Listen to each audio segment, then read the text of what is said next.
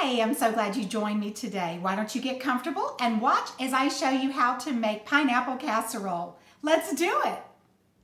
We're going to begin by spraying our pan with some buttered flavored cooking spray. And I'm using a disposable pan because I'm taking this to our church Christmas party tomorrow night.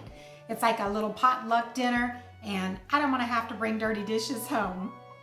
I'm going to pour a can of my chunk pineapple. I've already drained the juice.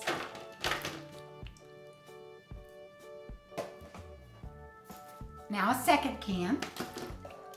And I'm going to add 1 can of crushed pineapple. Now I'm going to add in part of this juice from the pineapple. I did not drain the crushed pineapple, so there was already some juice down in there. That's why I added just a little bit. I'm going to spread this out.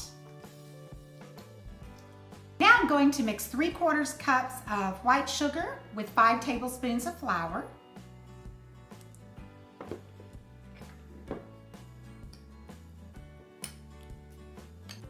Now I'm going to pour this over my pineapple. Now let's mix this up.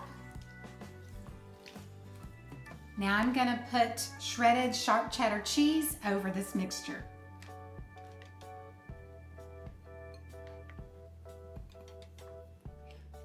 Now we're going to put crumbled Ritz crackers on top. I've got a sleeve of crackers in my Ninja, so we're going to blend those up. Now I'm going to place the crumbs over my sharp cheddar cheese. So now we're going to pour 6 tablespoons of melted butter on top. Going to place this in my preheated oven that's preheated to 350 and let it bake 25 to 30 minutes. Then we'll let it sit for 10 minutes and then come back and do a taste test. Our pineapple casserole is ready, so now I'm going to do a taste test. Look at that gooey goodness. Yum!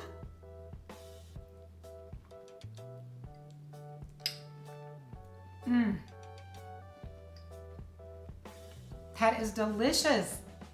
Such an easy, quick, simple casserole that's sure to please everyone's taste buds. Have you ever made a pineapple casserole? I'd love to hear about it. Leave me comments down below. Thanks so much for watching the Ginger Optimist. If you enjoyed this video, go ahead and hit that like button. And if you're not following me already, I hope you will. Have a great rest of your day, my friend, and I'll see you on the next video. God bless. Bye.